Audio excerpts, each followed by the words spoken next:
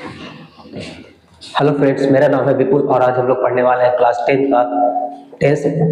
Math का second chapter जिसका नाम है बहुपद।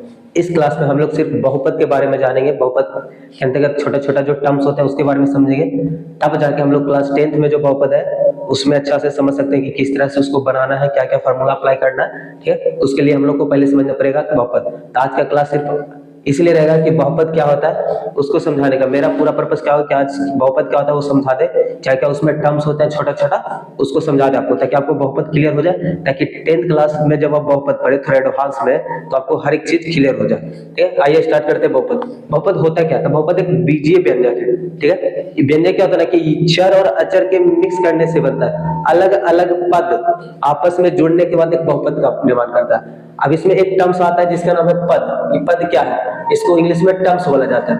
पद कहते हैं किसको? आखिर ये पद होता क्या है? तब पद का मतलब होता है क्या, एक तरह से समझिए कि सीट। जैसे यहाँ पे अगर एक बेंच लगा हो तो यहाँ पे एक लड़का यहाँ पे बैठा हुआ है, एक लड़का यहाँ पे बैठा हुआ है और एक लड़का यहाँ पे बैठा हुआ है। अगर इस बेंच पे देखेंगे अगर सही से तो 3 पद घिरा हुआ है, मतलब 3 लड़का बैठे हैं, मतलब 3 गो आसन ग्रहण किया हुआ है, 3 पद घिरे हुए हैं। ठीक उसी तरह से बहुपद में कितना पद होता है, कितना जगह कवर किया कौन।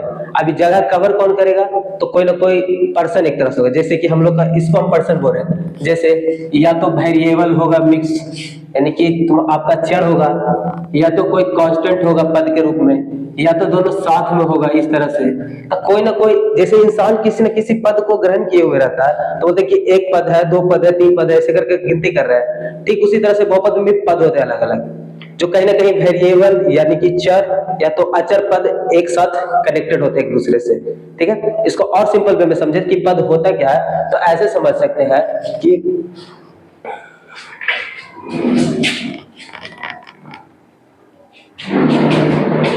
जैसे यहाँ पे बहुपद में या तो चर हो सकते हैं या तो अचर हो सकते हैं, दोनों एक साथ भी हो सकते हैं। ये भी इसको एक पद बोलते हैं।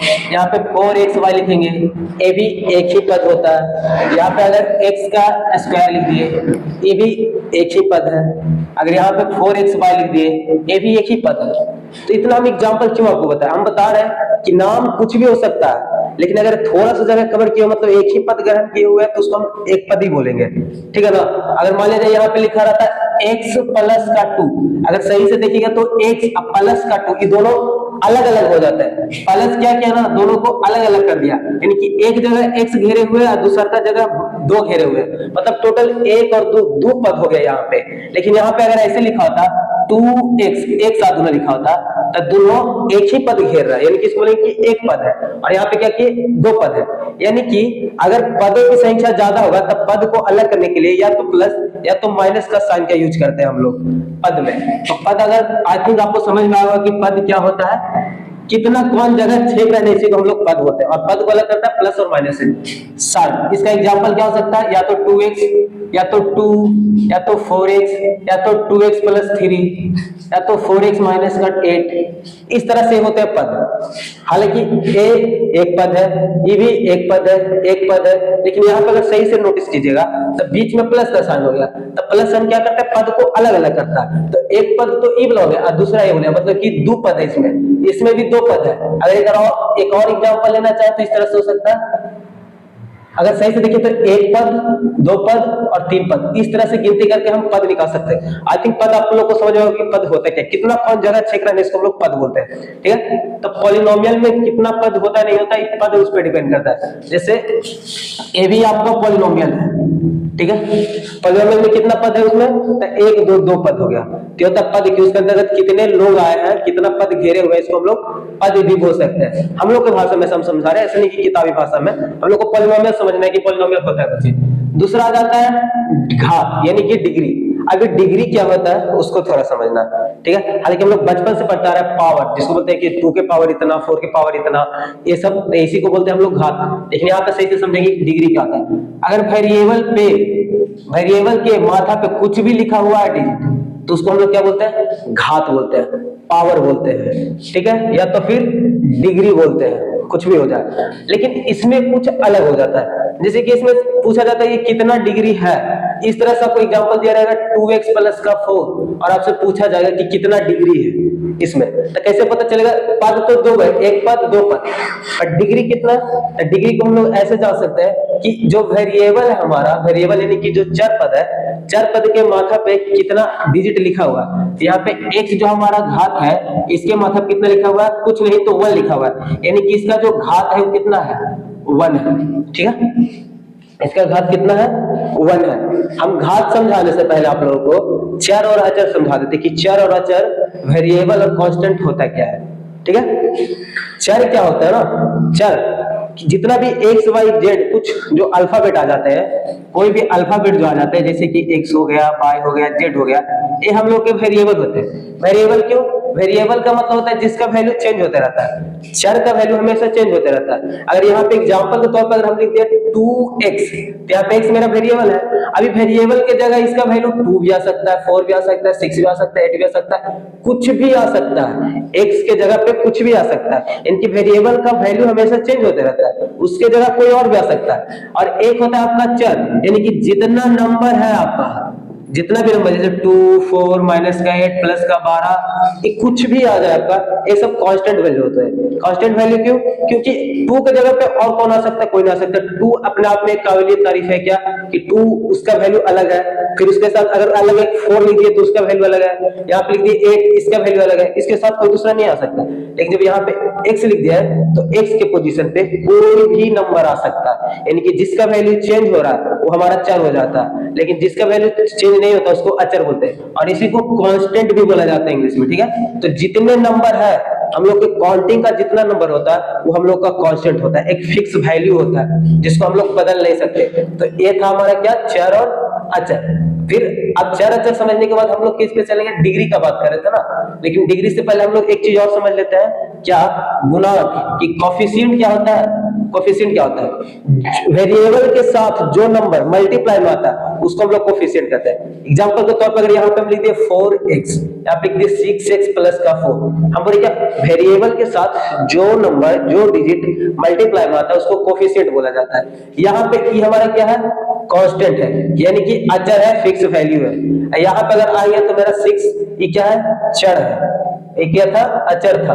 अब यहाँ पे अगर सही से देखा जाए तो x मेरा वेरिएबल है, लेकिन इस 6 जो डिजिट आप देख रहे हैं ये तो क्या है? अचर है, बट यहाँ पे x क्या है? चर है। तो चर के साथ जो डिजिट मल्टीप्लाई में आता है इसको हम इस तरह से लिख सकते हैं, 6x को ऐसे भी लिख सकते हैं, 6 into x, यानी कि x के साथ, वेरिएबल के साथ ही क्या आ गया? मल्टीप्लाई में आ गया, और एक डिजिट है, इसलिए इसको हम लोग क्या बोल देंगे?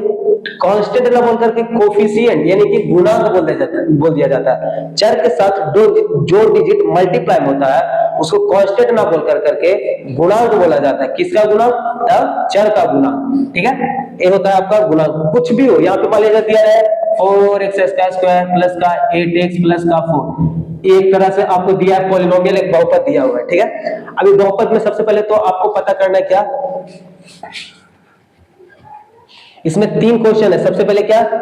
कितना पद है? कितना पद है? पदों की संख्या कितना है? तो 1, 2, 3, पद की संख्या 3 है टोटल। उसके बाद आपसे क्या पूछा जाएगा कि इसमें जो चर है वो क्या है? x है जो आपका चर है, इसमें भी x ही है और इसमें भी x ही है चर। उसके बाद क्या आपका गुणांक, गुणांक होता है कोफिशिएंट। अब सही से समझिए, यहाँ पे अब गुणांक क्या लेंगे? x² भी है और यहाँ पे x भी है, दोनों वेरिएबल है, किसका गुणांक लेंगे? आपको क्वेश्चन में दिया रहेगा गुणांक x² का गुणांक, तो x² का गुणांक क्या हो जाएगा? e है x², इसका गुणांक क्या है? 4 है, तो हो जाएगा 4। और x का अगर पूछता गुणांक तो इसका गुणांक क्या है? 8 है, इतना है। और इसमें, इस बहुपद में अचर पद कौन सा है? अचर पद यानी कि कांस्टेंट वैल्यू। तो ई तो चर है, ए भी चर है, लेकिन ए वाला जो पद है हमारा क्या है?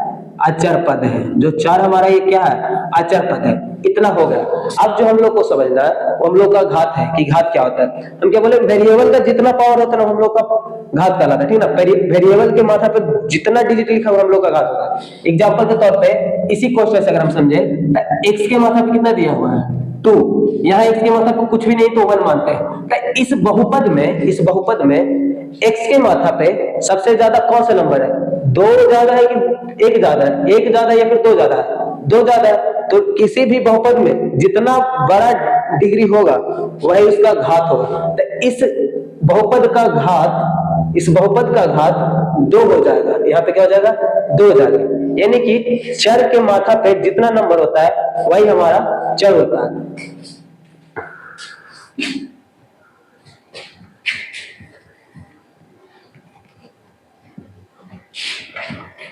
यहाँ पे एक और एग्जांपल है, x का क्यूब प्लस 2y का स्क्वायर माइनस का 4x प्लस का 8। अगर पूछ दिया जाए कि इस बहुपद में घात कितना है तो क्या बताइएगा घात कितना? सबसे पहले तो देख लेंगे कि वेरिएबल इसमें कौन कौन सा है। इसमें वेरिएबल का मतलब होता है, सीधा दिमाग में रखिएगा कि जो अल्फाबेट होगा वो आपका वेरिएबल होगा। ऐसे तो x y z बोला जाता है, बट कोई भी वेरिएबल हो आपका अल्फा वेरिएबल हो जाता है, अल्फाबेट।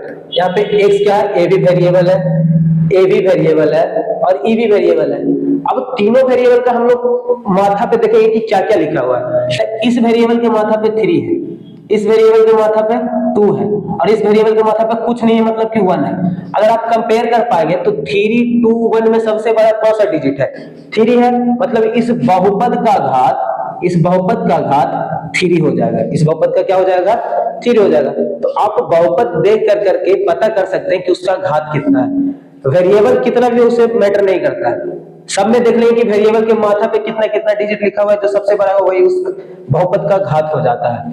ये था हमारे कुछ टर्म्स। बहुपद में कुछ टर्म्स समझने थे, कुछ पॉइंट्स थे जिसको हम लोग को पहले समझना था, जैसे पद, घात, गुणांक, चर, अचर। अब एक साथ हम एक एग्जांपल के थ्रू आपको हम सब कुछ बता देते हैं, क्लियर कर देते हैं। यहाँ पे लिख रहा है 2x square plus 4x minus का 6। इस तरह से मान लिया जाए, एक एग्जांपल ले लिया, ठीक है। अब इस एग्जांपल में हमको सब कुछ पता चला चाहिए। पद, सबसे पहले क्या पढ़े हम लोग? पद। अब सही से गिनती कीजिए कि टोटल कितना पद है इसमें। 1, 2, 3 पद है। पदों की संख्या कितना है? 3 है। दूसरा क्या था हम लोग का? घात। घात कैसे पता करेंगे कि कितना इस पॉलिनोमियल का, इस बहुपद का घात कितना है? तो देखिए, हम लोग को चर से मतलब है, अचर से मतलब नहीं है, तो इसको छोड़ देंगे।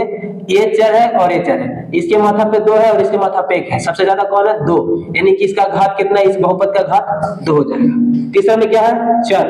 अच्छा, इसमें अगर चर की बात करें तो चर क्या है? इसमें भी 1 से, इसमें भी 1 से, मतलब कि चर मेरा 1 से, ठीक है। उसके बाद है क्या? अचर। अचर कितना है? यहाँ पे 6 है। अचर कितना? 6 है। और एक हमारा बच गया क्या? गुणांक। अब गुणांक किसका? गुणांक किसका? एक्स स्क्वायर का। तो एक्स स्क्वायर का अगर पूछ दे कि एक्स स्क्वायर का गुणांक कितना है, एक्स स्क्वायर का गुणांक 2 है और एक्स का गुणांक कितना है? एक्स के गुणा के साथ कौन है? 4 है। ये हो गया हमारा, खत्म। बस इतना ही तो टर्म समझा। अब हम लोग बहुपद में एंटर करते हैं कि बहुपद का कितना टाइप होता है, किस बेसिस पे इसका टाइप होता है, किस प्रकार से इसको हम लोग अलग अलग भागों में बांटते हैं, ठीक है। ये तो छोटा छोटा पढ़ना नहीं है, इस बहुपद को समझने के लिए कुछ टर्म समझना बहुत जरूरी हो जाता है, ताकि आप जब एक्सरसाइज में एंटर करें तो आप लोग के लिए आसानी हो जाए।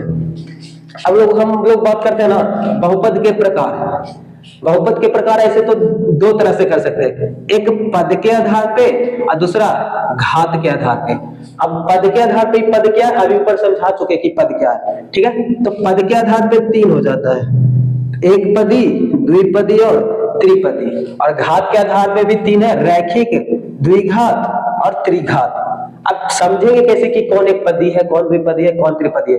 अगर आपको पद समझ में आ गया ऊपर, तो आपको पता चल जाएगा कि कौन एक पदी है, कौन द्विपदी है, कौन त्रिपदी है, आराम से। अगर यहाँ पे हम लिख दिए, यहाँ पे 2x प्लस का 8 और एक और नीचे लिख दिए 8x, एक और नीचे लिख रहे हैं 2x स्क्वायर प्लस का 4x माइनस का 3 और चौथा जो लिख दिए ऊपर लिख रहे हैं, ऊपर क्या 4x माइनस का 2। अब इसमें आपको पता करना है कि कितना कितना पद है। अगर पहला क्वेश्चन के साथ हम जाए तो इसमें एक पद और बीच में प्लस का साइन आया, और प्लस का साइन क्या करता है? पद को अलग अलग करता है। तो प्लस के आगे में एक पद है, पीछे में एक पद है, टोटल 1 और 2। इसमें टोटल पदों की संख्या कितना है? 2 है, ठीक है। इस वाले में आएंगे तब पद कितना? बस एक ही पद है, 1 2 3, इसमें टोटल 3 पद है और इसमें 1 2 टोटल 2 पद है, ठीक है। इस तरह से पद समझ लेते हैं। लेकिन यहाँ पे एक पद ही बोल रहा है, यानी कि वैसा बहुपद जिसका एक ही पद हो उसको एक पदी बहुपद बोला जाता है। एग्जाम्पल के तौर पे हम क्या लिख सकते हैं?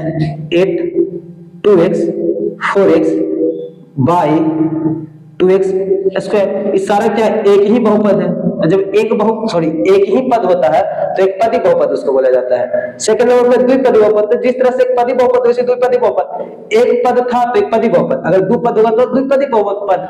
यहाँ पे एक एग्जांपल आप लोग किए हैं क्या कि यहाँ पे एक पद है, दो पद है, केगो पद हो गया, दो, तो जब पदों की संख्या दो हो जाए तो द्विपदी बहुपद। इसका क्या एग्जांपल हो जाएगा, 2x² प्लस का 2, 2x माइनस का 2, बाई प्लस का 8।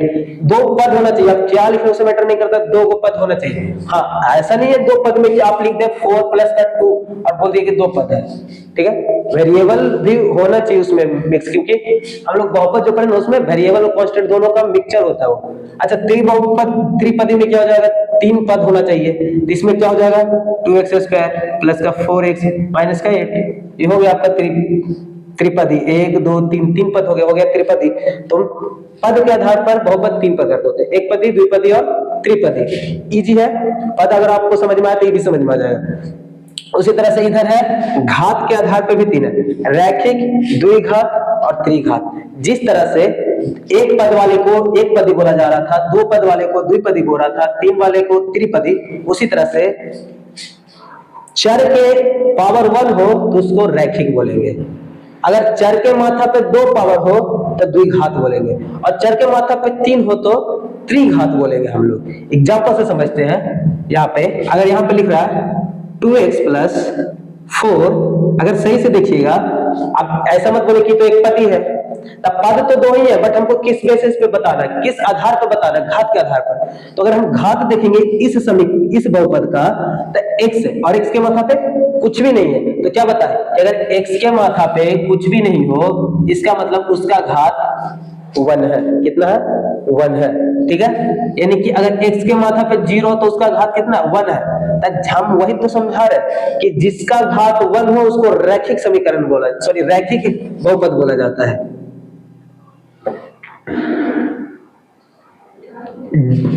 जिस बहुपद का डिग्री 1 हो उसे रैखिक बोलते हैं, जिस बहुपद का डिग्री 2 हो तो उसको द्विघात, और जिस बहुपद के डिग्री 3 हो तो उसको त्रिघात बोला जाता है। एग्जांपल से समझिए, यहाँ पे लिखा 2x प्लस 8, फिर से लिखा 2x प्लस 6 बाय माइनस का 4, ठीक है। अब एग्जांपल देखिए, जो रैखिक समीकरण का एग्जांपल लिखा उस पर अगर फोकस करिएगा आप तो ध्यान से देखिए, x मेरा क्या है, वेरिएबल है, ठीक है। अब वेरिएबल के माथा पे कुछ नहीं है, 0 है, 0 का मतलब कितना घात, 1 घात है। हम वही तो समझा रहे हैं कि रैखिक बहुपद उसी को बोलेंगे जिसका घात क्या हो, 1 हो, डिग्री 1 हो। यहाँ इस बहुपद का जो चर है उसका 1 है ऊपर, तो ये हो जाएगा एक घात वाला। अगर इसमें भी देखेंगे तो x भी वेरिएबल है और y भी वेरिएबल है, मतलब दोनों चर है। बट सही से देखिए तो इसके पे माथा पे भी 1 और इसके माथा पे भी 1 है, मतलब कि कुछ नहीं है, मतलब कि 0 यही तो है कि x के माथा पे कुछ भी नहीं है, मतलब इसका पावर 1 है। तो जब पावर 1 हो जाता है तो कौन सा बहुपद हो जाता है, रैखिक बहुपद हो जाता है घात के आधार पर, ठीक है। कितना भी बड़ा दे दे मैटर नहीं है, अगर वेरिएबल कुछ भी दे दे, मान लीजिए यहाँ पे दे रहा है 2x प्लस 6 बाय माइनस का 8 z प्लस का 8, ठीक है। अब बोलते कि कौन सा बहुपद, अब सही से देखिए तो a भी वेरिएबल है, a भी वेरिएबल है, a भी वेरिएबल है, सबके माथा पे 1 1 1 है, नहीं कुछ तो 1 है, तो कितना हो गया, 1 हो गया। जब भी पावर 1 हो जाता है तो कौन सा हो जाता है, रैखिक बहुपद हो जाता है, ठीक है। आई थिंक आप लोग को समझ में आ गया कि बहुपद को पावर के बेसिस पे इस तरह से बांटा। ठीक इसी तरह से अगर द्विघात बोले तो आप जब भी बहुपद दिया रहे क्वेश्चन में, तो एक चीज देखिए कि द्विघात है कि रैखिक है, पता कैसे चलेगा, डिग्री 2 दिया है, हाईएस्ट डिग्री आपका 2 है, तो आपका क्या हो जाएगा, द्विघात हो जाएगा। जैसे 2x² प्लस 4x माइनस का 2, कुछ इस तरह से दिया हुआ है, ठीक है। इसमें पद तो 1 2 3 हो गया, लेकिन ये चर है और ये भी चर है, इसका 1 है और इसका 2 है, सबसे ज्यादा पावर कितना है, 2। इस बहुपद का जो घात है वो कितना हो जाएगा, 2। तो वही तो समझा रहे ना कि द्विघात किसको बोलते हैं, जिसके पावर 2 हो, तो हो जाएगा कितना, 2। एक और एग्जांपल से समझते हैं, यहाँ पे अगर ऐसे दे दे तो 4x माइनस का 3x² प्लस का 8। अच्छा, ये द्विघात बहुपद है या नहीं है, क्या करेंगे, चेक करेंगे कि द्विघात बहुपद है या नहीं है। ये रहा मेरा वेरिएबल, ये रहा मेरा वेरिएबल, इस वेरिएबल का माथा पे 2 है, लिख देंगे 2। इस वेरिएबल के माथा पे कुछ नहीं है, मतलब 0 है, यानी कि 1 है, तो 2 बढ़ाए कि 1 2, मतलब इस बहुपद का घात कितना हो गया, 2 हो गया, मतलब ये कौन सा बहुपद है, द्विघात बहुपद है। ठीक उसी तरह से अगर मान लिया जाए एग्जांपल के तौर पे, तीसरा को बता रहा है, अगर इसका दे दे 3x² प्लस का 4x का क्यूब माइनस का 8x प्लस का 8, कुछ इस तरह से दे दे। अब इसमें खोजना है क्या, ए भी चर है, ये भी चर है और यहाँ पे भी चर है। इसका माथा पे 1, इसके माथा पे 3, इसके माथा पे 2।